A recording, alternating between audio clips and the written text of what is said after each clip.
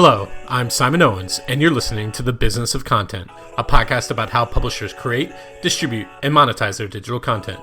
For this week's episode, I interviewed a guy who's building a media empire around the freight industry.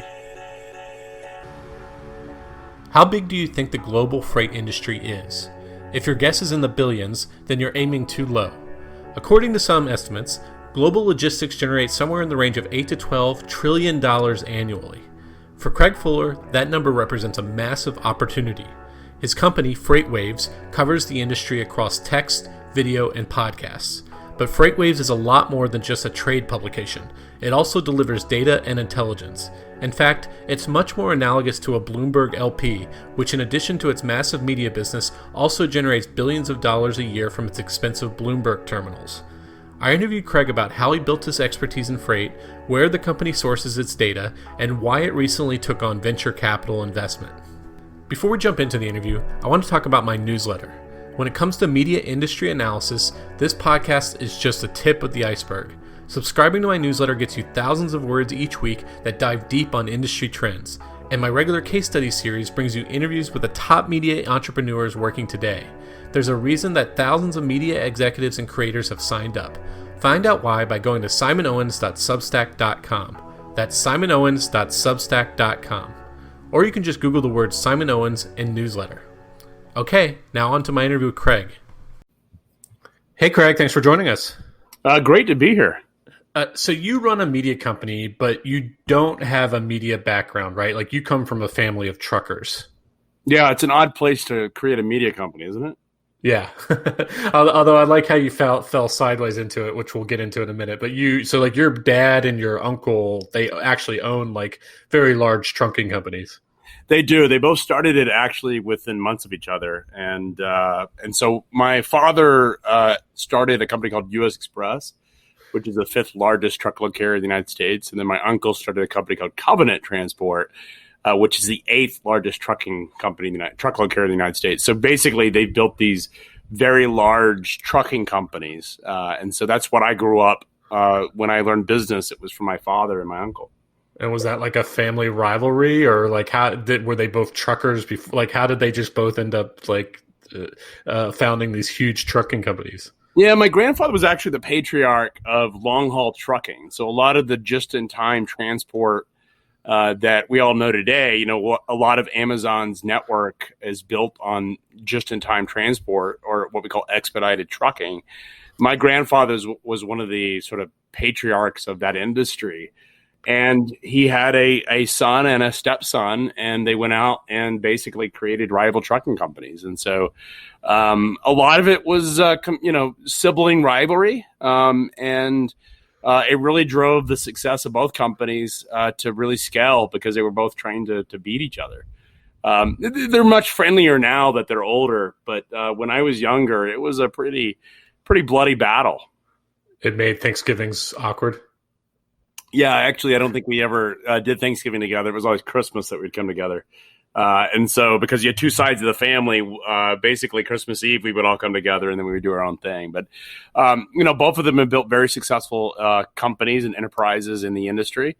And that's how I learned a lot about business, learned a lot about trucking. And media, I just picked up from, being a big, customer of media in terms of watching CNBC. It came out when I was in college, really paying attention to financial news and business news. My dad took his company public in 1994. And, I was 16 years old when he did it. And I wanted to learn what going public looked like and what that process was. And, was watching the family's stock, the tickers and stuff. And so I learned a lot about how to read the Wall Street Journal and understand and interpret the financial markets just from the lens of my dad's business. And that's how it left an impression on me on sort of business news broadly. And that was a lot of the sort of foundational idea behind FreightWaves. But you didn't want to go into trucking after college, right? Like, didn't you go into baking or something? No, I actually went into trucking. My dream Oh, you growing did? up was to Oh, was basically to take over my dad's company. That uh-huh. was my dream. Unfortunately, my brother got the nod, and that was sort of obvious to me. And I didn't want to work for my brother, so but I had actually started out in the companies at my father's company, and I had done. I mean, as a family, when my dad started his business, I was 6 years old. It wasn't as if it was a big company in those days. I mean, I was doing all sorts of odd jobs. I was the company's first help desk technician and stuff. I was loading software when I was in my teenagers, Microsoft DOS and stuff, and running wires and things. So you learn these odd jobs. I learned how to dispatch trucks and wash trucks. So I learned all of the sort of functions of running a trucking company because I grew up around it. And then I joined my dad's business right out of college. I actually left college a semester early. I ended up finishing later, but I left college a semester early to go join. They had started an air freight division, and I wanted to be in that business and do sales. And so I did that for 2 years. And in that business, I actually launched a venture inside their company, which provided what we call on-demand freight, which is basically you can call and get a truck, within 6 hours of any major U.S. metro. And what I learned is that prices are very volatile. Is that we could make anywhere from typical margins in trucking are about $50 a load or about 5%. We were making as much as 40% because we were last minute. And when I realized there was no transparency and the market was very opaque, and that was sort of a foundational idea. So I did that right out of college for a couple of years, and then I left the family business as my brother sort of ascended through the organization, and I went and started a payments business that we sold to U.S. Bank in 2012, and that was really where the idea of data became obvious to me. Is that there was sort of this emergence of fintech companies taking, payment data, credit card data, financial data, and using it to sell to hedge funds and create storylines around how consumers are spending their money. Things that we now currently, take advantage of when we're talking about, the COVID crisis and, Bank of America is releasing credit card data. First Data is releasing credit card data, talking, it's all anonymized and aggregated, but they're talking about how consumers are spending that money. This was in the mid 2000s where that was just starting. And so it left an impression on me that there was this whole industry of taking data at a macro anonymized level and helping companies and financial participants make decisions and better decisions about what's happening in the economy. And that was, foundational to what we had built at FreightWaves, was really to do that, but use data from the freight and logistics industry. So what you built with FreightWaves to start with wasn't really a media company. It was closer to a like a Bloomberg terminal, right? So if you explain in terms of layman's terms, why data is so important in the freight industry. And first, let's define what the freight industry means. It's not just trucking; it's also flight, like cargo on flight. It's shipping overseas, like on barges and other kinds of ocean ships or whatever. So what's kind of the importance of data in that entire framework and industry? Yeah, this is a massive industry that few people except in the industry think about. But it's a $9.6 trillion industry, global logistics. It's 60% of the global economy are in industries that we call logistics dependent industries. And so we think about that as basically, if the logistics industry were to shut down, these businesses would also shut down. And so if you think about what that means to you as a consumer, it's Amazon. How does Amazon get products from a manufacturer in China all the way to your doorstep and maybe even inside your house now? How do they get it from point A to point B? And all the parties that are touching those items, whether they're in the warehouse, they're on the trucks, on the ocean, and these big ships you see on the ocean or in aircraft, that's all logistics. And I don't think people realize how fragmented this industry is, but a company like FedEx is frankly less than 1% of the global logistics industry. So it's, a company like UPS is also less than about 1%. So you think about the scale of this industry, it's 12% of global GDP in the US, it's 8.5% of GDP. To put that in perspective, financial services and insurance combined are 7.5% of GDP. So we're talking about an industry that is so critical to our economy and is a massive, massive, huge industry with a lot of fragmentation. There's a lot of stuff happening. And really what we do from a data standpoint is we take this data, as you described Bloomberg. So the Bloomberg of freight is oftentimes the description people give to FreightWaves, which is we take anonymized data from sources from all over the world that are basically providing real-time analytics of movement of cargo. And effectively what we get out of that is we get to see the world's economy move in near real time. There is actually not a more relevant source of global economic data than the movement of cargo across the economy. And so when we're looking at our data, we're looking at all of the transactions that go between. These are typically electronic transactions of computers that are talking to one another, whether they're requesting trucks, whether they're requesting cargo to be put on aircraft or on the oceans. All of that stuff is basically happening at all the time. And there are millions of individual companies, and many of them quite large, that are talking to one another. And so our customers that are using the data are using it to make better pricing decisions, to figure out what capacity looks like, to figure out how they should think about pricing freight, and so all of these decisions they have to make to help their business, that's what they're doing. And they're using data that we provide to do that. So we have the fastest data in the entire freight market. It's tracking all of these items in near real time. And that gives us a sense of what's taking place across the economy. And so, like, the hypothetical users, at least in the early versions of this, was someone who might work at a hedge fund who's like, I want to try to predict, commodities prices or something based on what I'm seeing in terms of trends within shipping. Or if you're running supply chain for Walmart, you're like, I'm seeing a bottleneck form here. I need to find a cheaper route or way of shipping this thing. Like, those are the different kind of use cases for something like this, right? Yeah, that's right. So if you think about it from the perspective of freight, most freight transactions are routed within 48 hours of shipment. And what that means is, Walmart is outsources a large percent of its logistics. They own their own trucks, but they also outsource. They spend about $5 billion a year in trucking alone, of buying trucking services from other trucking companies where they're buying it. And most of those routing decisions are made within 48 hours of when the shipment picks up. Now, they lock in prices for typically a year, but those prices fluctuate based on supply and demand. Now, Walmart, being bigger, has a little bit more leverage to lock in prices.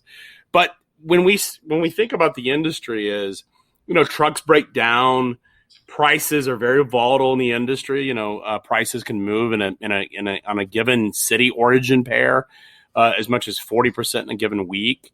It's a really volatile market that is constantly moving, and there's this sort of arm wrestling between supply and demand. And since are made within 48 hours, there's a lot of movement of price that's impacting that how Walmart thinks about its budget and others.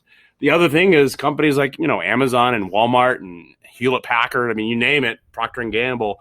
They're also much more concerned about protecting their supply chain, responding to demand and orders, than they are just about price. And so there's really two things that people are trying to get out of our data. One is, how do they manage the supply chain so that they always have product where they want it at the time that they want it and predict events that may disrupt that?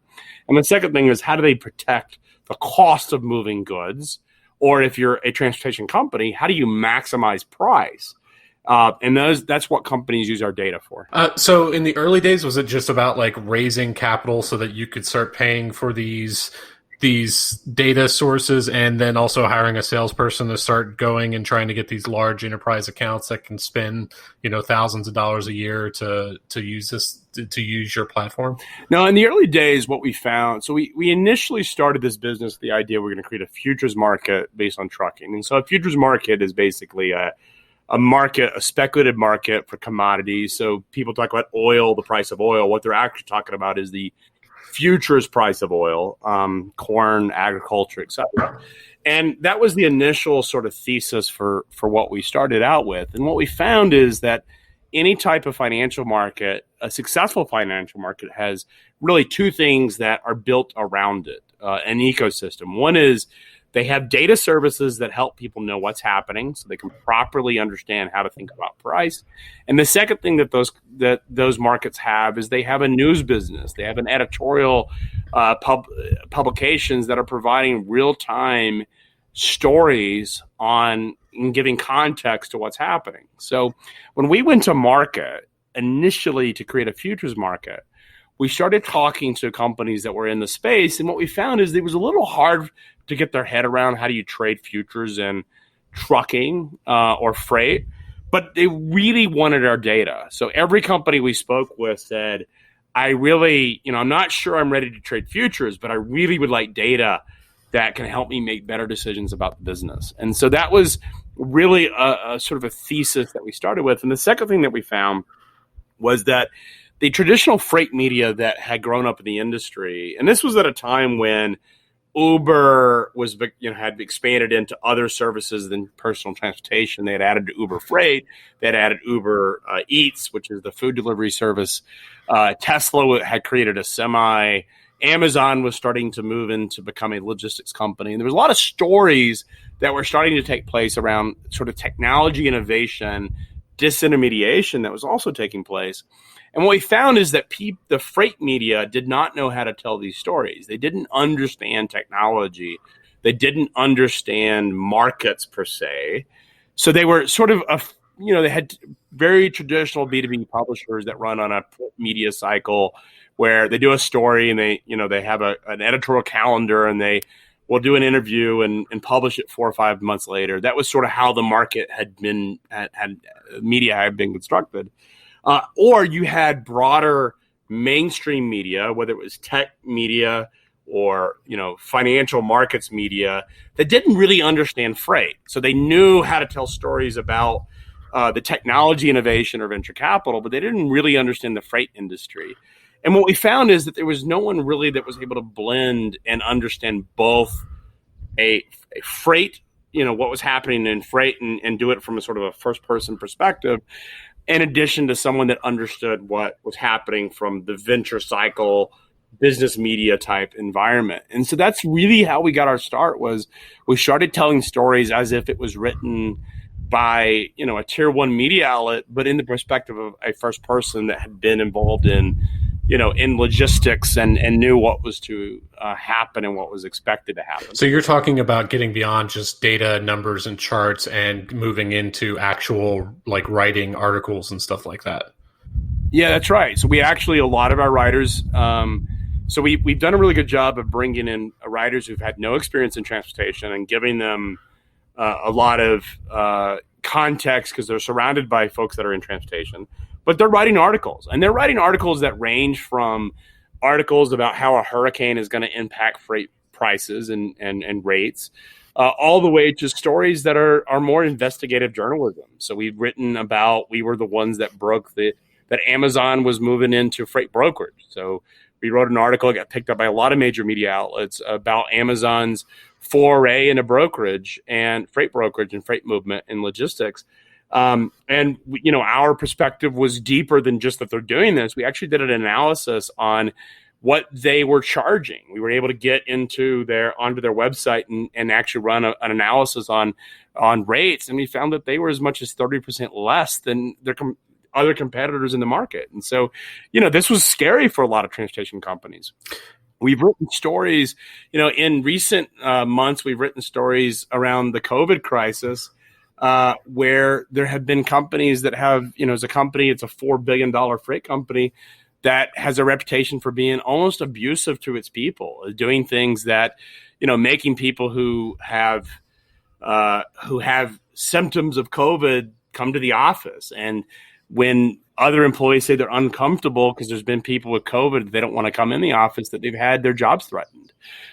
So we've told stories about that. We did one where another major freight company, the CEO wore blackface to an event. And so we're able to tell stories of the time that are sort of broad, not just freight issues, but issues about society and sort of these major events that take place, but do it in businesses or participants of that people actually care about.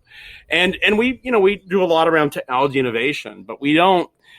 It's different when you're really deep into a topic, because you sort of look at things and you can say this. A lot of times in these B2B industries, when they get a hold of one of the major tech media publications, the tech media reporters who don't understand this industry very well will write about it and sort of take the company at face value and what it's doing.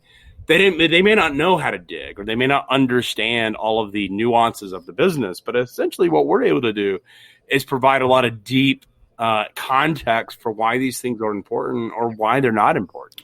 And I think having that deep domain expertise really makes it important. And what we found is that in our industry, major public traded companies will actually give us the exclusive and turn down what I would call tier one media outlets, whether it's the Journal or the New York Times. They're turning down tier one media outlets to give it to us because they want to reach the audience that's in the logistics industry and feel like if we break the story, it's going to be for our industry and written with a lot of context about why it's important, versus someone who may not be deeply ingrained into this particular sector. So it sounds like you've kind of fell into content and news sideways, because you started with this data product, but then you started to realize that your customers wanted more contextualization, right? Like that there was so much more than just numbers on a spreadsheet. Yeah, that's exactly right. Is effectively, if you think about it from the perspective of what we consume information, is numbers are they're important if you're in the industry, but a lot of times numbers without context are sort of meaningless, especially when you're releasing. We have 150,000 indexes or time series indexes we produce every day. We call them tickers because we tickerize them, so they look like tickers you would see on a Bloomberg terminal or on CNBC, but they're effectively freight related data. And we're publishing 150,000 of these a day. And the problem is a lot of these data sets have never been seen before. They're completely brand new. They've even people in our industry have never had access to the data. And so without a media outlet to bring context to it, it would be very difficult to scale our data business. And so when people ask, as I've gone out and raised venture capital, a lot of times VCs are sort of cynical of media outlets and any, frankly, media revenue that's advertising driven, for reasons that your audience knows better than even I do, is that, media outlets are unattractive for most VCs. But the thing that we constantly remind them is, without our media business, our data business would not be as successful and maybe not even be around, because a lot of this data has never been seen before. It's never been available before. And I think we have to evangelize it. We have to educate people. We have to engage them with it. And because the industry did not have what we would consider, business news services that you would expect in these big industries that you see in other industries, we pretty much had to invent that from scratch. And that's essentially what we've done. And so one of our board members was an executive, ran McGraw-Hill, and was an executive at S&P. And what he says is, in financial markets, S&P at one point was a publisher. Platts was a publisher. They were writing news stories, and they sort of grew up into the data business. They sort of realized there was this massive opportunity around data that became their business. But most people don't realize at one point they were a B2B publisher that were covering sort of these bespoke, these unique industries. And I think for us, it's the same, it's the same element. What is the size of your news operation today? How many people do you have working in editorial? Yeah, if you take it's over 50 folks that are in full media editorial. If you sort of broke it down, and analysts, and so if you sort of broke it down between folks that are writing articles, it's approximately 30 folks, full-time folks that are writing editorial articles. And basically we're producing about 45 pieces or 45 articles a day. Now, some of them are just summaries of something, and some of them are infographics, but there's about 50 folks in full that are on a part of our media team. And effectively, that's what we're producing is content and news related to our industry. Now, I'm proud to say that we pay much higher than, frankly, most editorial publications, the journal publications. If you sort of index our salaries, it's going to be at the top tier of really any a news publication. And the reason is that we have the benefit of this recurring revenue subscription business, and our company is trading at software multiples, and we use our media business as a sort of content-driven customer acquisition, engagement, and education that in many ways subsidizes our go-to-market for our data business. Are you like competing with, the Bloombergs, the Wall Street Journals of the world for reporters? Are you sniping from them? Or are they sniping from you? No, it's a little different. I mean, we certainly, it is certainly, we've hired some from more of the commodity markets news publications, folks like S&P, where the difficulty of going after a seasoned journalist at the Journal or at Bloomberg is it's difficult because folks that are on that track to move into sort of this, I would say we're niche, if you will. It's difficult for them to move from what I would consider mainstream tier one media into sort of these specialized news services. And so we don't typically go after that audience. We go after folks that would, that would be a track that they would take typically earlier in their careers where they may have come from, that would be the sort of the next natural track. The problem is those organizations, they're not hiring like they used to. They're not recruiting like they used to. And so this is another outlet for them, if you will. Tell me about your OTT video streaming network. Yeah, this is something I'm really proud of. I mean, so we last year, I often say, people ask, when we first came about in the logistics industry, people were confused about us because we were, we had a news business and a media business and we had a data business. And I often got asked, what is our business model? And I tell people, if you really want to unfreight, go read Bloomberg on Bloomberg. It's Michael Bloomberg's biography about, Bloomberg, the story, sort of the formational story of Bloomberg. And our path has been very similar to Bloomberg. So one of the things that we wanted to do, and this sort of started accidentally, we had posted a video. I had a GoPro in the office, and we had just launched a weather product for our data business, for us, we call it Sonar, our SaaS business. And, weather, it had a moving radar and had some real visual effects that we wanted to show. And so I had taken the GoPro out, and we did an impromptu conversation about our new weather product. And I did I call a weather report with one of our salespeople. And then we uploaded it to LinkedIn, not thinking much of it. And all of a sudden it got a lot of likes, and people were like, this is really cool. And so we did it the next day. And then people said, can you do this every day? I love these reports. And so we started expanding into sort of market reports. And then it became a thing. We would do a 5-minute video every single day with sort of an update using the data we had on our platform. And this went on for about a year. And then we got this idea.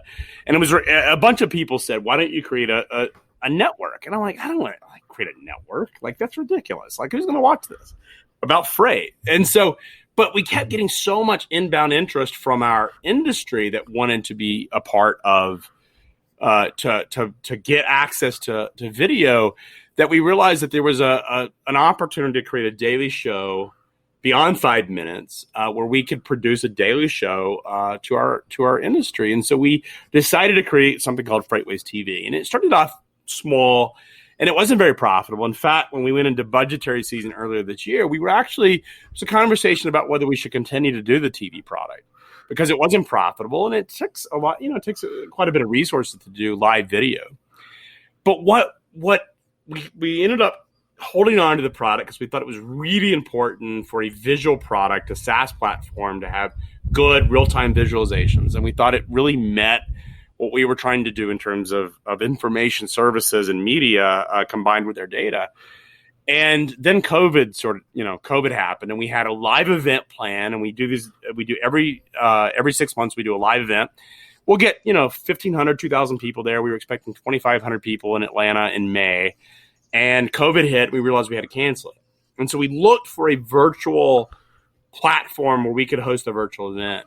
And what we realized is that we had spent hundreds of thousands of dollars on video production, media equipment. We had gone from a GoPro to, these $20,000 cameras you see in studios, and all the mixing boards that you expect, and software that you can host video and all this. We have had invested probably 7 figures at this point in our TV product, and what we realized is we actually had better infrastructure than most of these virtual platforms did, and so we ended up hosting our event, FreightWaves Live, through our video distribution, FreightWaves TV, frankly.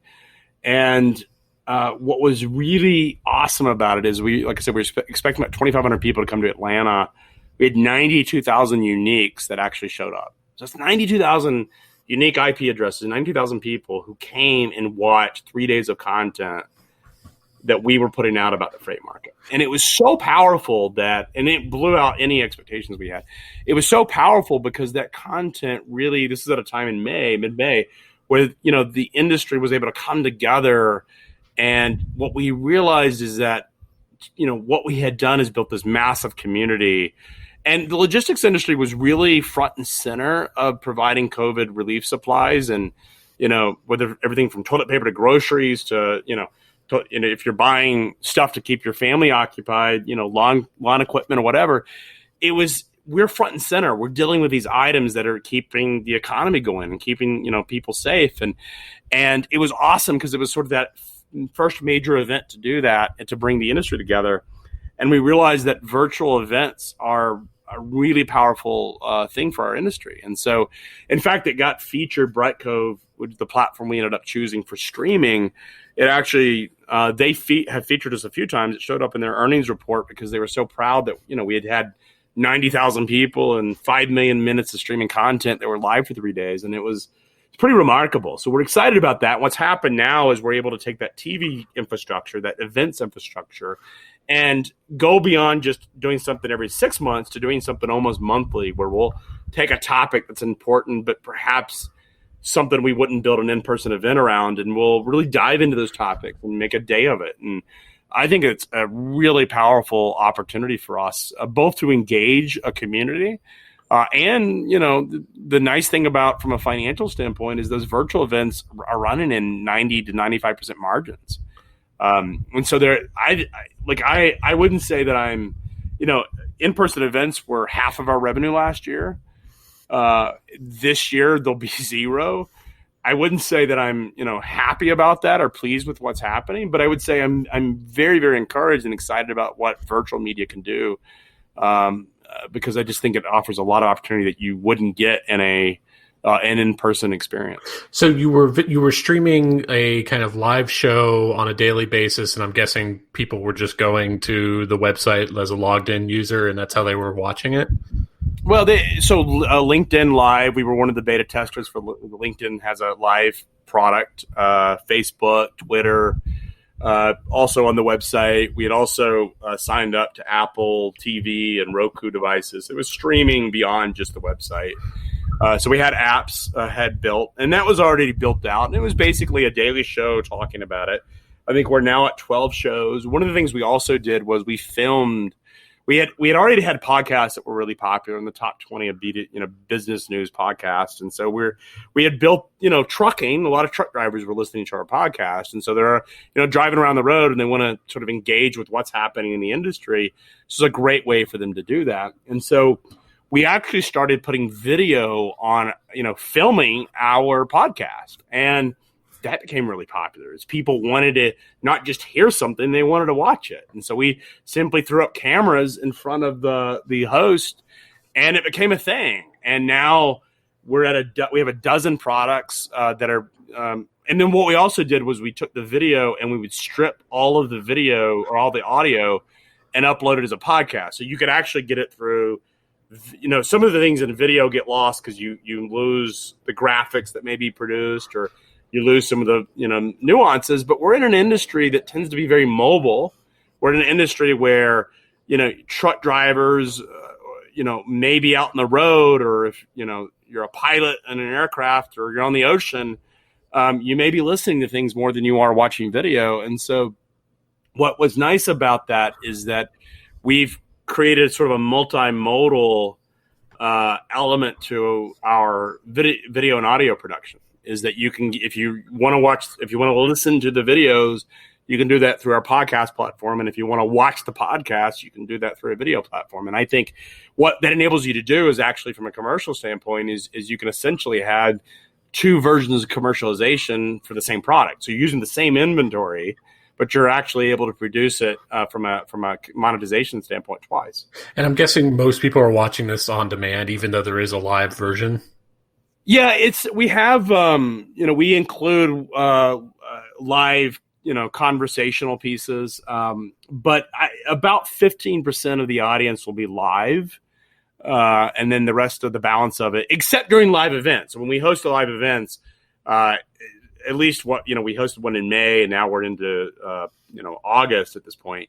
And so when you think about it from that standpoint, about 70% of the audience is watching it live or has watched it since the past 3 months. So they watched a lot of it live.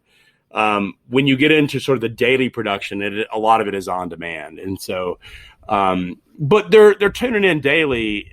They just may not be tuning in at the exact moment. Now, one of the things we've done, and I'm really proud of, is we try to engage the audience. These podcasts that we do typically have chat features built into them. They may just be LinkedIn chats or Facebook chats, but it gives the ability for the audience to sort of engage the commentators throughout the show. And I think that really sort of unites people. I think in a COVID world where people are at home, they like the sense that they can connect to the community and be a part of the story versus just sitting and listening.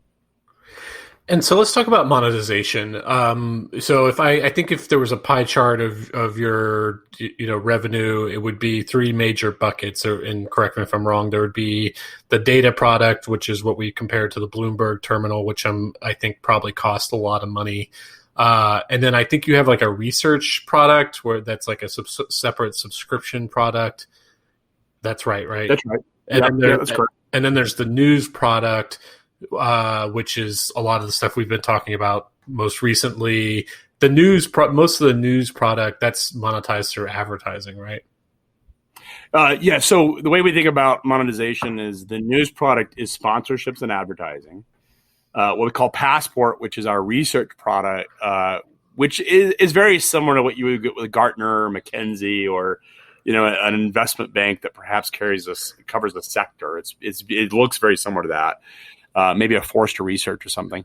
It is subscription based. And then we have the data product, which is also subscription based. So we really have one product that's sponsored oriented and two products that tend to be subscription based. And then from the advertising standpoint, what kind of advertising are you focusing on? Is it mostly direct sales? Is it programmatic? Is it native advertising? What's kind of the core focus? No, I actually, it's interesting. And I know you've done some work with Industry Dive, and I think our model is very similar to how they think of it. It's not, we're not in the ad market. We're in the marketing. We're taking an industry that isn't typically good at marketing, where there isn't a real marketing muscle built into the industry itself. Logistics companies don't typically have, most of them don't have a CMO. Or if they do, it's a salesperson or somebody who was good at creative that they can call CMO. It's not real sophisticated marketing. And a lot of times companies come to us because they want to acquire new customers or engage them, but they don't know how. They don't, there isn't a huge agency model in our space, except with some of the larger, Fortune 1000 companies, like the big truck manufacturers or tire manufacturers may have that. But for the vast majority of our industry doesn't have a real, there's no agent, there's not these big agencies you deal with and stuff. And so a lot of times they come to us not only for audience engagement and reach, they come to us to help them develop marketing content. And what they're wanting is really something that helps elevate their brand. They want to tell stories about what they're up to and what they're doing. And oftentimes they don't know how to do that. And so we're able to take our DNA and editorial and our DNA of having sort of, organic knowledge of this industry and tell a story about their offerings that's quite different than if they were to hire an agency that isn't specialized in our industry. And And so, our advertisers range from companies like Salesforce, which has a channel for transportation logistics companies, to big banks that are trying to do equipment financing, to truck manufacturers that are selling trucks, all the way to very small, boutique transportation companies that are, one company does offshore windmills and they do the they do the shipping from, off the coast of Louisiana out to the Gulf Coast, and they're wanting to talk about how they help manage the movement of that. Other companies are in insurance and banking, but they're tailored to transportation audience. I mean, this is an audience, as I described, is massive. It's millions of companies that are in logistics just in the United States, and they spend a lot of money. Trucking is the number one employer in 29 states. And so these companies are trying to figure out how do they acquire customers. And I think in a COVID world, this is an environment, this is an audience where it's all your customer acquisition has tended to be relationship based. And in a COVID world, that's gone away. So it's very difficult to acquire new customers where the only way that you could acquire customers is relationships, entertainment and dinners and stuff. That just doesn't exist anymore. And so companies are having to think differently about how they develop brands and how they market their products. And they often don't know how to do that. So they come to us because we can help them do two things. We can help them reach an audience that they wouldn't be able to reach or wouldn't know how to reach, or even if they did know how to reach it, they couldn't do it efficiently. As well as we can help them build a whole branding campaign and messaging that they don't have that muscle to do. And I think that's pretty powerful. What's interesting is we have both types of clients. We have one client who's one of our largest, who actually has a lot of programmatic, came from ad tech. A lot of the people in the organization actually were ad tech and part of a venture-backed ad tech company or multiple companies. So they understand programmatic. But what they found is if they do develop content and put it out on their own social media channels and they boost it, that their cost, because people recognize it as their brand, their cost is actually much higher than if they do it through us. And even if they pay, because people come to look at the content that we're producing. We label it as advertising content, so people know it's an advertising driven piece, but it's on our channel, and it's much more efficient that way, and it gets to a much larger audience than they would organically. So it's articles that are living on your website, and people are scrolling through the homepage or through a newsletter, and there's a link, a sponsored link, or maybe it has sponsored on it, but it's a headline that people will want to click on and read the entire article or something like that.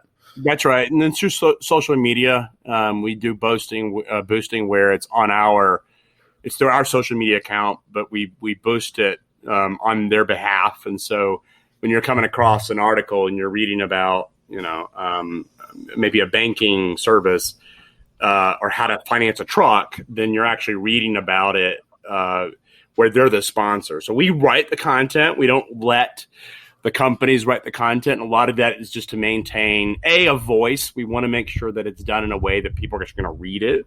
And a lot of times marketing people that are writing articles don't know how to do that well. And the other thing is that we want to make sure that it obviously lives up to some level of editorial standard where, they're doing things that don't damage our brand or do things that mitigate our credibility. And I think people are appreciative of it because they want to engage, and it's not just articles. It goes to, we do infograph sponsorships, we do webinars, we do podcasts, we do TV products are advertised, our virtual events. We have a tech expo where companies are basically buying space. They have 7 minutes to demo their technology and talk about it in a 7-minute effective commercial. And what's interesting, you would think that would be pretty hard to watch a 7-minute commercial, but the industry gets really excited about it because it's the analogy that people have used is it's like going to the Super Bowl and you're more excited about the commercials because what's happening is our audience, they're buying technology. They're technologists, they're CTOs or CIOs or CEOs of these companies, and they're looking for solutions for their business. And so when they come to watch either our virtual events or our TV product or videos on the site, they're in the market to buy new technologies or new services. And so when they see a commercial that's relevant to them, it's highly produced, 7 minutes long or see a demo, they don't care that it's being sponsored by. I mean, we disclose that, but they get access to technology. It's like going to a convention or event, and walking the expo hall is a feature, not a bug of that event. You enjoy doing that when you go to CES, seeing all the new stuff. And I think that's the same thing that we have in our industry. And for the research product, is that kind of like white papers? Like I pay some expensive subscription, and then on some periodic basis, you're getting an email with a PDF that's like, here's a deep dive 30-page report into this one aspect of the freight industry or something like that? Yeah, it's neither expensive nor we do about four pieces a week. So typically most of the 3 of the 4 are what we would call sort of short synopsises of these industries, sort of reviews of it. So it's basically a 4-page document that gives you sort of the what to know for that week around the market. So it's all about what's the dynamics of the market. It's an executive summary of the market for that week. And so if you're in trucking, you'll get a 4-page sort of weekly summary of what to know. And what we found is you could get it through our data product, so all the same data we're pulling from it. But what we found is that there was a lot of demand for the people who have access to the data to basically summarize it inside their own organization and send it up to the CEO or the CFO of the company. And we found that we could just take that in a standardized format, data that is really important, and summarize it with some commentary. We were actually doing that for free on our website. Our journalists were taking the data that we had in our system and summarizing it and doing articles about it that were free. And we said, why don't we create a subscription product where it's a little higher end, it's executive summary, meant for the C-level executive, where they have a summary of what they should know for the week. So when they walk into their executive planning meetings or board meetings or conference calls with customers or investors, they'll know what's happening. They'll be able to talk intelligently about the market with the summary. So that's 3 to 4 pages, typically 3 a week. And then we do a long form, which is anywhere from 20 pages to could be 40 pages on a topic that's topical that week. So it could range from the impact of COVID-19 on freight when it first happened. What's the pharmaceutical or vaccination supply chain look like once we get a vaccine will be another topic. Could be the impact of Amazon on FedEx and UPS. It could be, it's a range of topics that are top of mind, but require a level of depth of data-driven sort of analysis and research that you would expect, like you said, from a subscription-based research organization. And it's not expensive. It's $2,500 a year. But what we found is it's a really powerful way to engage the executive in it. And what we also found is even though a lot of the content could be, you can easily go to the website and get a lot of the same context, we found is that most C-level executives don't have time to do that, and they don't want to have a person in their organization trying to skim all the articles and summarize them. And oftentimes the people that are buying our Passport product are also our data subscribers. So they've got a data subscription, but they're paying another $2,500 a year to get a summary of it all. And then what we found is it's helping us sort of monetize something that is really just a way of taking existing content, putting a little bit more format around it, and operationalizing it, and then all of a sudden you have a new product. And how are you selling that? Like, is it like you just slapping a hard paywall on it? Like, where are you seeing the growth of that product? Is it upsell on your data product, or like is your salespeople doing it, or? Well, it's all of it. So we have it on the website. You can go through there. We have summary articles. I think Business Insider does a really good job of this, where they have their research products, and it's called Business Insider Intelligence. Correct. Yeah. And they have, Business Insider has the sort of the free stuff that they put out. Then they have sort of what I consider more of a consumer product. I think it's $99 a year or something. Yeah. Where if you want a little bit more depth to the story, you can get it. And they had that really sort of deep analytics, and that intelligence product is pretty expensive, relative to the other products. But what they've done is they've created this really fantastic sort of price discrimination element to their business of saying there are people, and I'm a Business Insider Intelligence subscriber, will pay $2,500 a year.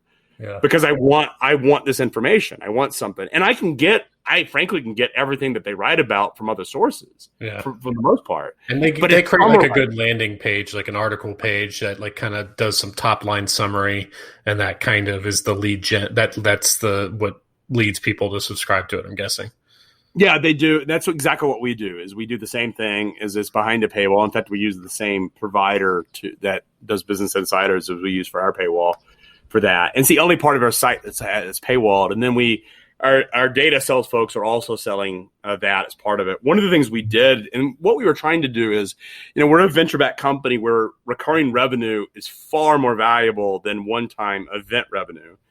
It's interesting because a lot of publishers really like event revenues because they're relatively high margins and they're sort of predictable. And they're a great way to sort of differentiate from their, the declining revenue and sponsorships or advertising dollars as a way to create an experience in a community. One of the things that we've struggled with when we're raising venture capital is that VCs don't like one-time revenues typically. They like predictable recurring or ARR revenue. And so one of the things we tried to do with our research product, and this is sort of what born out of it, was try to take the event experience, the revenue that we were generating in events, and try to move it into a recurring revenue stream. And so we created Passport as basically a membership program.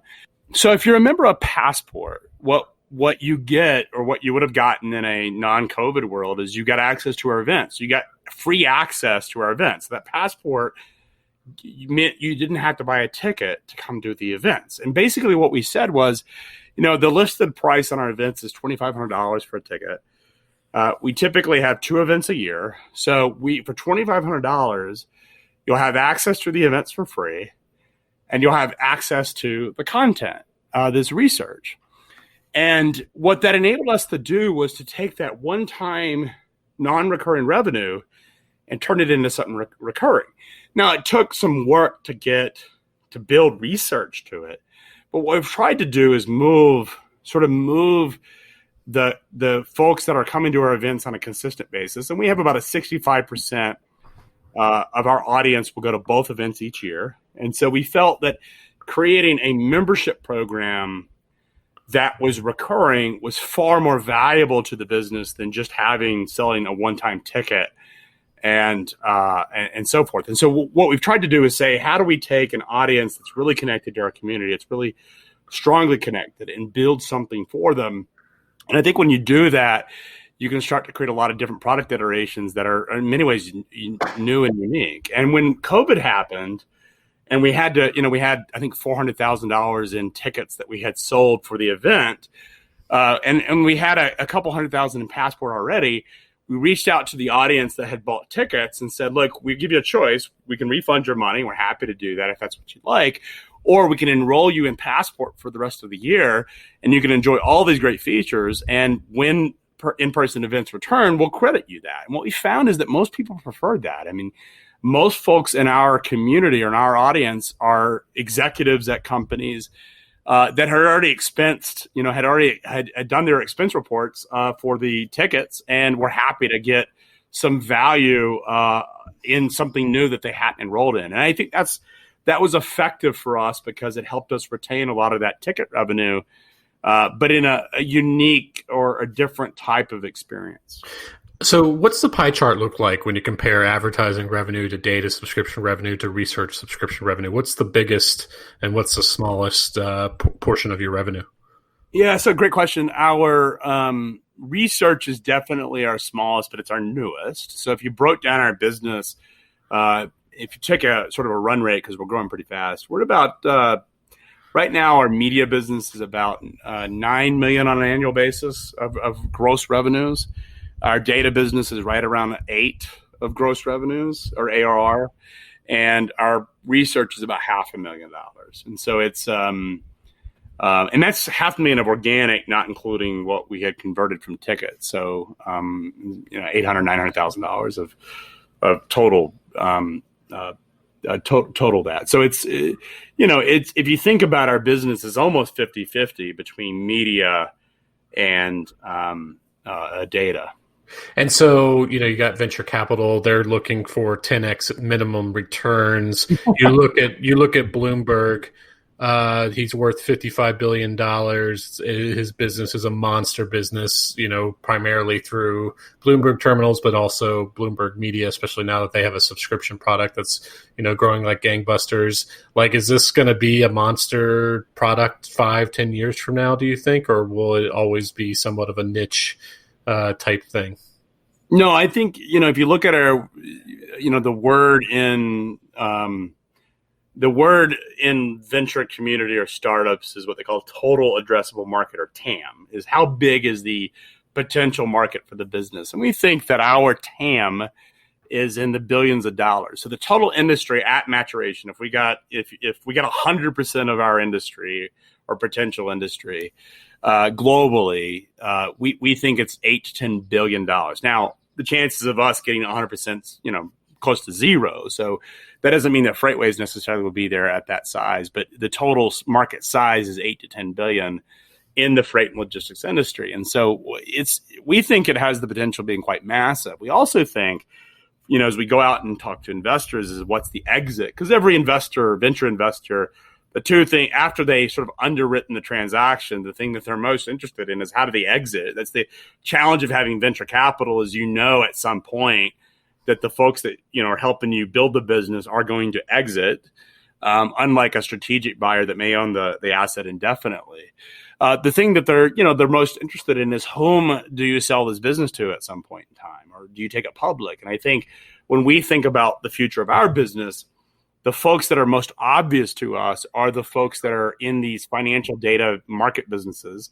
You mentioned Bloomberg as an example, Refinitiv or Reuters. Thomson Reuters, yeah. Mm-hmm. Yeah, Thomson Reuters, Refinitiv, S&P, the companies that understand financial markets data and the value of those businesses and can put a value on those businesses that are also looking for growth. And a lot of them have invested recently, or over the last couple of years have made a lot of money in the sort of energy data business. At some point, the oil markets and energy markets are going to go between sort of sustainable energy, which is already happening, make a lot of investments. But that sort of core oil market data is going to be under a lot of pressure. And I think they're going to be looking for other ways and other markets to grow into. And this is in many ways would be greenfield for them. And so we think it's an asset that would be really, really powerful for someone in financial markets media that is looking for something that's already built, the market leader, that can help them build out their, complement the portfolio of other types of commodities or industries that they're focused on. So you think that you could get 100x growth from where you are now? So it sounds like if you're saying the 100% is 10 billion, then like if 100x growth would be like 2 billion. So you think you could possibly achieve that? It's sort of compounding, right? Yeah. Certainly if we maintain our growth rate, there are models where, at some point we certainly could get to those, into the $1 billion. This is not going to be an overnight success in that way. It's going to take many, many years. We're right now we're focused on much smaller numbers for growth. As we think about our model and what we talked about to our investors is, we think 100 million is realistic within the next 5 years. And we think that's quite doable. It's actually, if you think about going from 0 to, right under 20 million, that's a much harder thing to do than go from 20 to 100. And so we think it's certainly capable. Our market's not small. It's massive. There are a lot of companies in it, and logistics and supply chain are becoming far more important today, even in a post-COVID, or more so in a COVID environment than they have ever been. I used to say this when I was doing public presentations about our business and just our industry, is if a company did not understand logistics or supply chain, they wouldn't survive the next decade. And, I was saying this last year, and my thesis was technology, the autonomous on-demand delivery, the Uber Eats, the DoorDashes, e-commerce, Amazon, all of that was going to destroy brick and mortar experiences, and personal transportation was going to evolve, and people are going to leave city centers. Now, I always thought that was because of technology. I never in a million years would have imagined that we would have this crisis that would change the way people, order products and get food, and they end up leaving city centers, more for safety and quality of life than anything. And what's interesting is what COVID's done is it's compressed technology innovation that probably would have played out over the next decade into like a 4 or 5 month or 6 month period of time. And I think that's inevitable and permanent. I don't think we go back to everything we experienced before. And transportation and mobility is a core part of all of that. And so when I think about our business is if we continue to scale it and it becomes really, really important to our customers and critical in helping them make decisions, then once it's an appropriate, size, it becomes very attractive for someone in financial markets that's saying, we're in the business of data and we're the business of in a business, if you will, or media business. And this is a part of our business that we need to understand what's happening. And so I think that's where this ends up. Okay, Craig. Well, those were all the questions I had for you. Where can people find your work online? Yeah, so FreightWaves.com is the best way to get in touch with us. I'm also available on LinkedIn. And so happy to connect with anybody that's interested in the future of freight or just wants to have a chance to connect on what's happening around media and opportunities. Okay, well, this is a lot of fun. Thanks for joining me. Yeah, I appreciate it. Thank you. Okay, thanks for joining us. I'm actually on the lookout for new guests for this podcast. So if you do interesting stuff in digital content, whether you're a full-time YouTuber, a media executive, or run a cool niche newsletter, definitely reach out. My email address is simonowens@gmail.com. Okay, see you next week.